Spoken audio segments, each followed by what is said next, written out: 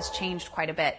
If we look at selling overall, it's actually changed quite a bit. It used to be direct selling only, but as freemium and premium products have come into play, and free trials have come into play, it's really evolved how businesses run and grow and actually go to market. If we look at the various types of selling, there's this freemium model, which is a free product, and there's this kind of mid-market product and price point, and then there's this enterprise price point. And when you think about each of these markets that actually are going to be using this product, there's various pricing structures that you can apply that actually make the customer more receptive to your product overall. One of the really interesting things I've actually learned around selling to enterprises, price point, they pay attention to it.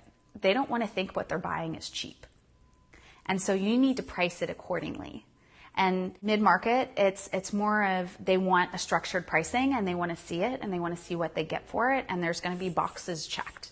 And that's a really interesting thing when you think about pricing that product, when you think about how you market that product, how you think about how you sell that product, because it's very, very structured, and you're establishing yourself as an expert in that specific market.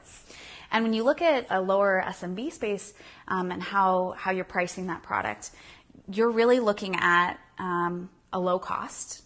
You're typically going to be doing a free trial, which is very important.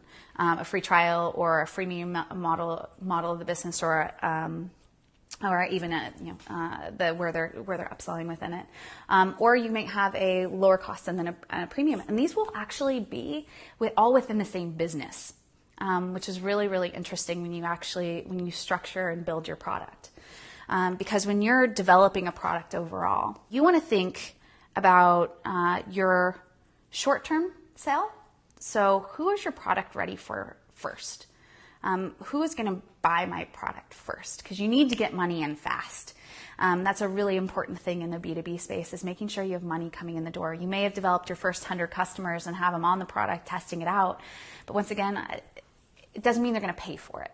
You need to start looking at who's most likely to buy my product first. And it may be this small transactional sale. It may actually be enterprise, or it may be this mid-market. And that's going to tell you the priority around product development for that market. The second piece to look at is within your target market, and how complex of a product are you going to need, based on the price point in which you're going to charge. So for an enterprise solution, you may actually have the exact same product for an enterprise company as you do for a mid-market company, but enterprise is going to get additional customer support and hand-holding in that process of onboarding. And then maybe as you build out new features, they'll get added to the enterprise suite than what a mid-market's getting. It can be very different. SiriusDecisions developed something called the Demand Gen Waterfall, and we can talk about SiriusDecisions. And there's some pieces that I've removed because I think they're a little fluffy and they're a much larger sales cycle. But across every business, you can look at various categories on this entire funnel. So there's your monthly unique visitors who hit your website. So your Google Analytics, how many people do I have coming to my website? How many people do I have inquiring about who I am as a company? Then you have your marketing qualified leads. So you get your lead, you have someone fill out your form and what it looks like, and marketing goes, yep, these fit what we define as a target market. So that's an MQL. Then from there, you have an SAL. So marketing goes, okay, we're now passing this lead to sales because we've deemed it appropriate for a salesperson.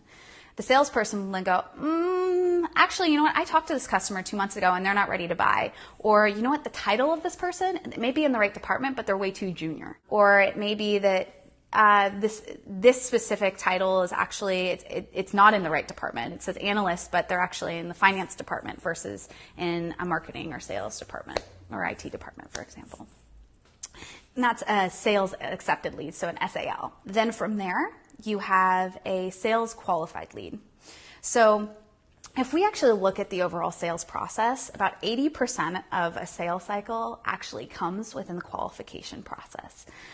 It doesn't necessarily mean that it's going to be the first conversation, but it's a salesperson actually going and qualifying the lead and understanding the value that customer is looking for from that product, and that they're actually ready to buy that product within a realistic time frame, and the person you're talking to can help influence the decision making of that product. Not necessarily the decision maker, but they can influence the decision making. Then from there, in the qualification process, there's an element of getting the buyers in the room, and this is going to be more of an enterprise sale than it is going to be a transactional sale, because transactional sales are much faster, even though they'll go through the same process. There's the qualifying the team. As you get more into larger sales cycles, you're going to have more people involved in the buying process. So you're getting to the point where you can actually have a demo with this customer where they're evaluating that product and whether it's going to have the capabilities that they need within it, and it's something where the price point fits the value that it's offering. And then from there, there's the closing process. And each company defines the closing process very differently. They may have technical requirements that are built in there. There may be some nurturing as part of that process. There may be a negotiation that happens, so legal or procurement, depending on that product or service. And then there's the actual close, so getting the contract signed. And so as a company defines what they're building into their sales force, they're going to be looking at each of these and how complex it needs to be in their overall sales funnel. The waterfall, so it's more of looking at how effective each of the steps along the sales process are. So it's looking at, of your monthly uniques, how many are converting to leads. That's going to tell you a bit about your content marketing on your website, because once they hit your website, you have all these pieces, all these marketing pieces to drive people to your website. But once they hit your website, how many of them are actually converting? Then there's once they convert and it's a sales accepted lead. That's going to tell you from a sales accepted lead standpoint of how well is marketing defining the market. Is it clear? Does it actually fit with what sales wants? And if that's the case, there might need to be if it's low, there probably needs to be a redefinition of what a target market looks like. And then you have a sales qualified lead, and it's from the accepted standpoint to qualification, it's how often are you converting those leads from, yes, they're a good fit, and then the salesperson actually reaches out and qualifies them, that they know what their target market looks like and they're good at identifying what that is. And then if we look at sales qualification to demo, how good are they at actually establishing value in the first conversation? And getting that person to start sharing information about their organization and the value they're going to find in the product and why they reached out and all of those pieces. And then we look at the demo to close piece and all the steps that come in between. That's going to tell you how good is that salesperson at generating value from and setting expectations for their customer in the qualification process and then showing the value. And then closing is going to be how good are they at actually taking the steps needed to continue pushing that deal along, and helping the decision helping the decision maker navigate their internal processes to actually close the deal. So all of those, it's the way in which you look at and measure your sales and marketing flow. So BANT and CHAMP are methodologies in which to qualify your account. Challenger sale is CHAMP is used more for an enterprise perspective. It's that insight selling. It does come into play as well in solution and consultative selling, but it's challenging your customer to think differently about their own business in order to establish a need that may not have existed. So this is going to be outbound calling, outbound sales. So it could be that you have an established relationship with someone in the market and you're sitting down and having a conversation. And this is especially really early on as a founder. This is essentially the selling you're going to be doing, is you're sitting down across the table from someone and challenging them to think differently about how they're going to run their business. So whether you're selling a service or whether you're selling a product, more than likely, they probably aren't aware of you. They didn't know about you before you had the conversation, and you need to challenge them through questioning to think about how they run their business and how the solution you offer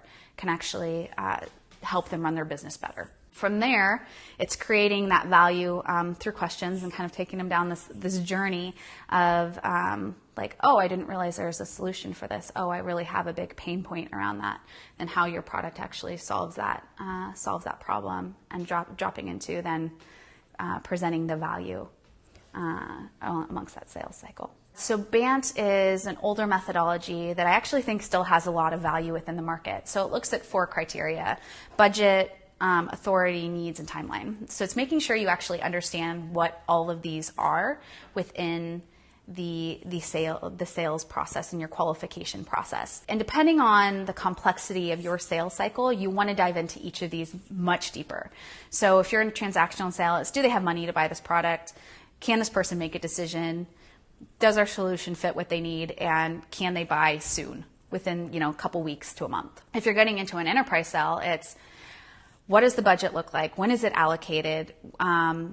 And are we going to have to pull money from different departments? When do they make their decisions about budgets? How do they make their decisions about budgets? Where they deem they deem to spend money? Authority, it's what role does this person actually play? So there's a lot of Miller-Heiman, and then this also goes into the challenger sale piece as they look at different roles within the organization. So as we get into levels of authority, there's various roles someone's going to play. So someone could be an influencer, someone could actually be a blocker, someone can be a change maker. They can teach you how to navigate things. Some people are just going to talk your ear off and not actually give you anything. And some people are just going to be skeptics that there's not actually a solution for me.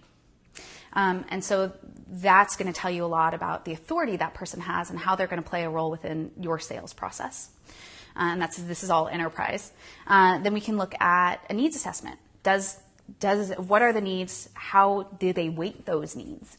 So is one thing important over another one? So when you're actually selling your solution to someone, it's not just, okay, what are they looking to accomplish? It's why are they looking to accomplish it, and what's more important than another one? Because that's going to tell you when you're going into a competitive space, whether your competitor's better at something than you, the likelihood of them buying your product, and what you need to emphasize, and potentially the objections you're going to need to overcome in order for them to buy your product. And then timeline. So looking at the timeline itself, it's when can they buy my product in the most simple way, but there's various ways of navigating timelines. It's when are they looking to get up and running with the solution? There could be you may take a month. If you have a customized complex solution, it may take a month to onboard this customer, and they may need to get a solution in place in 2 weeks. In that case, there may not be a fit. You can also use these pieces to actually drive timeline. So if they need to get a solution in place in a certain period of time, you can actually navigate through the decision-making process back into when they actually need to make a decision. So if they take 2 weeks for a legal process, for example, and then it takes another 2 weeks to get the IT team involved, and and then they work on month-long sprints. So that's going to give you, that gives you an extra 8 weeks in which you need to factor in onboarding this customer. So it's all of those pieces that actually come into play as you start to look at a more complex sale. And BANT is very much a part of the CHAMP process. It's just how you start this.